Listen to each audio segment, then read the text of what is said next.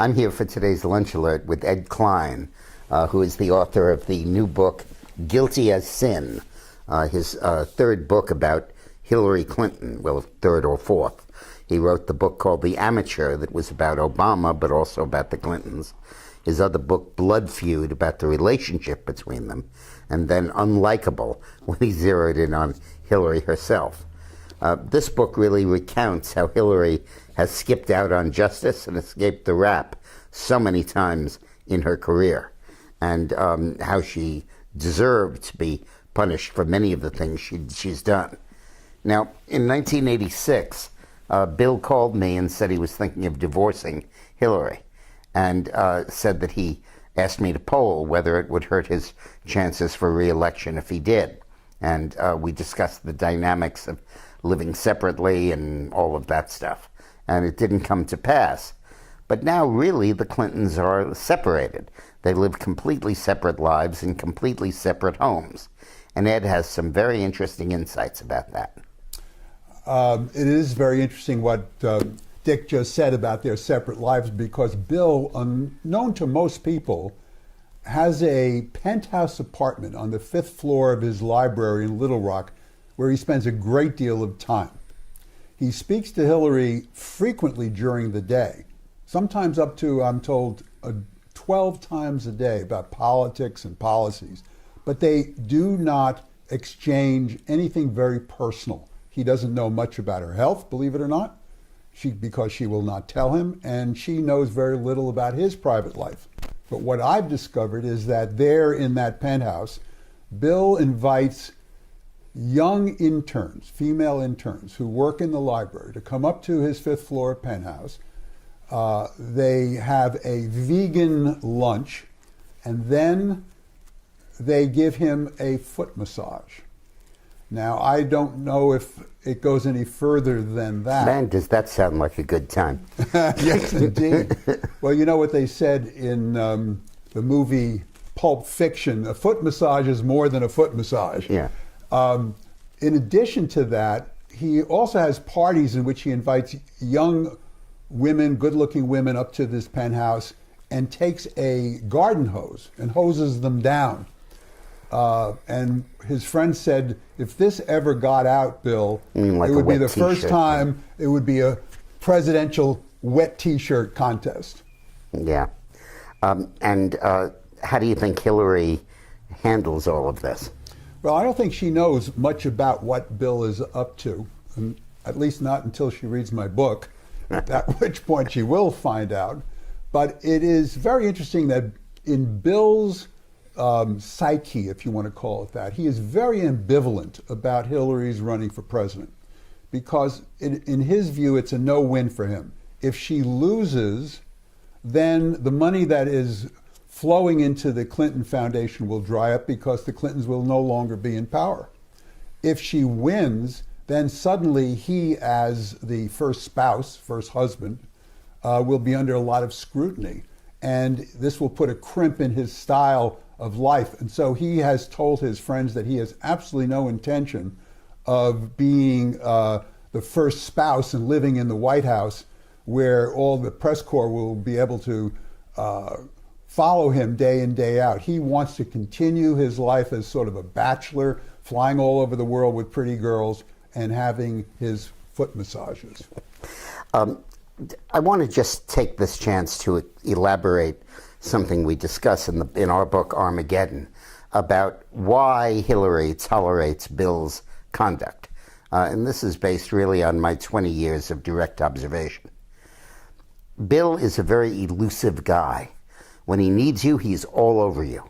And when he doesn't need you, he's absolutely gone. Jimmy Buffett had a song once, "If the phone doesn't ring, it's me." And Eileen and I have always felt that that's Bill Clinton. If the phone doesn't ring, it's him. And depending on whether or not he needs you. And he's like that in his marriage, too. Elusive is the phrase that we like to use. And Hillary's not at all elusive. She's gloms onto him.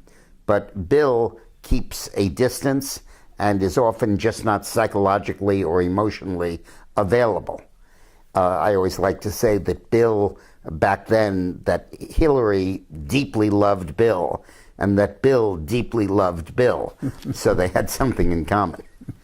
But the way that Hillary got Bill's attention and got his emotional response, which Hillary craved, in my view, it was a real love affair, even if a one-sided one, was that he acted out, he went out with other people, and when the scandal blew up, Hillary could side with him, stand by her man, get him off, and then he would owe her big time. And for months and years after that, would be affectionate, would be close, would be everything she wanted in a husband, and also bring with her to her political power. After she stood by him in the Jennifer Flowers affair, she got a whole basket of White House goodies. She got a West Wing office, which First Ladies didn't have. She got the health care task force as her own effort. She got a veto over any woman in the cabinet, and she got the right to name the Attorney General. Tried 3 times till she got it right, and then she got it wrong. After the Lewinsky affair, she basically got a Senate seat. Bill blew everybody out of the primary, made sure she had a clear shot at the nomination in a solidly blue state, tantamount to handing her the seat. So this dynamic, which really is very similar to the spousal abuse dynamic, after he hits me and I'm all black and blue, he wants to forgive me. He wants my forgiveness, and he's so sweet, and he buys me necklaces and everything.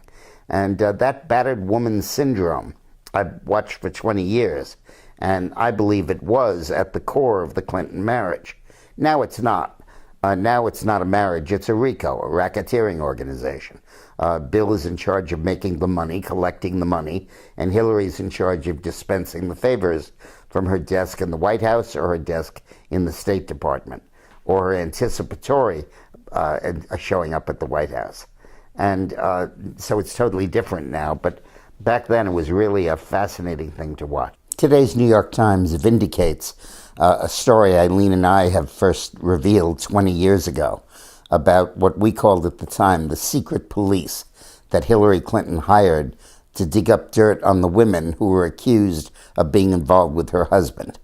We learned about this firsthand from Betsy Wright, who was in charge of coordinating the effort. There was actually a phone call where Eileen told Betsy, "You better store these records in a safe deposit box."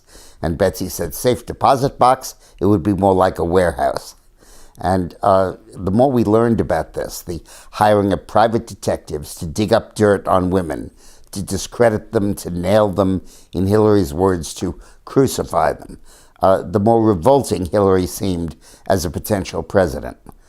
This harks back to the days of J. Edgar Hoover, where blackmail became an instrument of government.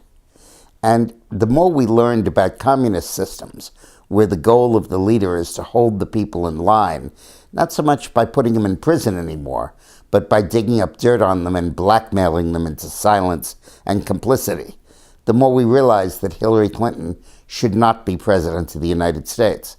And over the years, as we learned about the capacity of the INS, the IRS, the NSA, the FBI, and the CIA to control and inflict damage on American citizens, the clearer it became that Hillary must not be allowed to be president.